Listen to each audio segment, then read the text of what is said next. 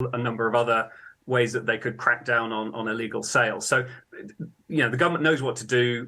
It just needs to get on with it. And this is a good measure, but it's only a small thing, and they need to do the serious business that needs to be done to crack down on youth vaping. Okay, Dr. Hopkinson, thank you very much for joining us. And if you're at home, you're interested in this story, you can read more about it on our website, bbc.co.uk/news.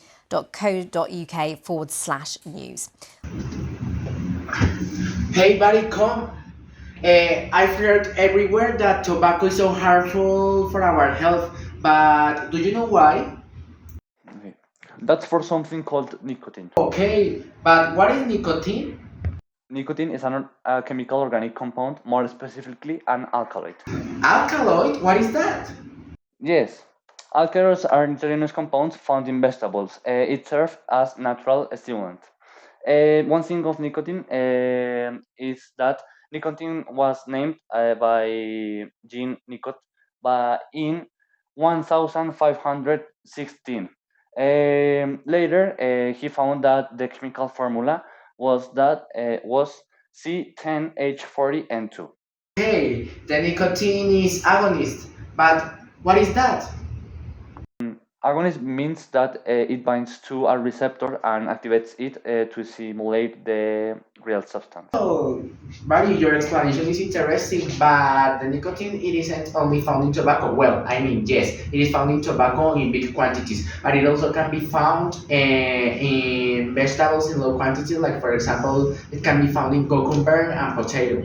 Actually, also, the nicotine is used to generate a pleasure through the people when they smoke it, like in tobacco, cigarettes, and vapors. And also, it is used by all the people in Colombia and in the world.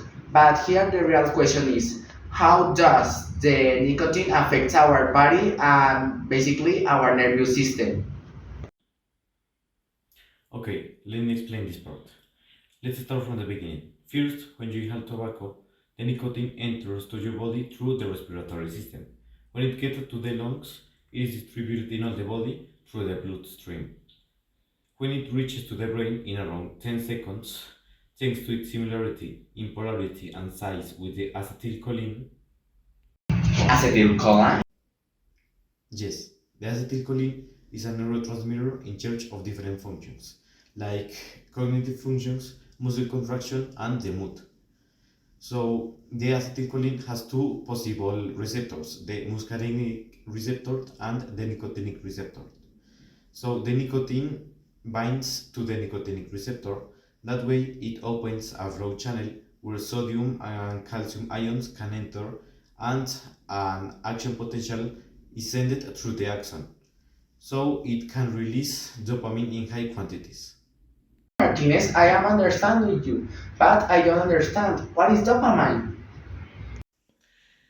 Dopamine is another neurotransmitter. Actually, it is the most important in the central nervous system because it is in charge of promoting different functions like the human behavior, the metabolism, and the mood. So the action potential stimulates the release of dopamine in high quantities in the synaptic cleft, where dopamine binds to dopamine receptors, so it can create the feeling of pleasure. But that's not all about nicotine, because nicotine has a lot of other consequences in the body and health. First of all, during its passing through the respiratory system, it affects the airways, making them contract and wearing down it short them, causing irritation and in long term causing asthma. In the same way, the lungs are affected, principally the alveoli and the bronchioles, wearing them down and reducing their productivity in the long term. On the other hand, in the brain, nicotine causes an addiction in long term, causing the feeling of pleasures is very short. Is the initiates to consume it all in it again, and the body adapts to creating more nicotine receptors. So every time the desire of nicotine as a higher as the amount of creating a vicious cycle in long term. Also in the short term, the nicotine can irritation the eyes and nose, weaken the body and bones, and reduce sexual performance.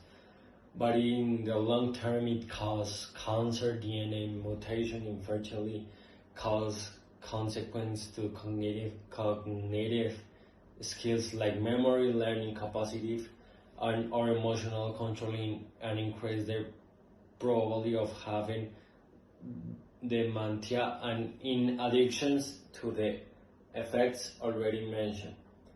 Is it important to state negative effect of somebody who consumes nicotine may be cured completely in around 10 to 15 years? Oh, see, it's interesting when you tell me all about how the nicotine affects our body and how it passes and affects some organs and that.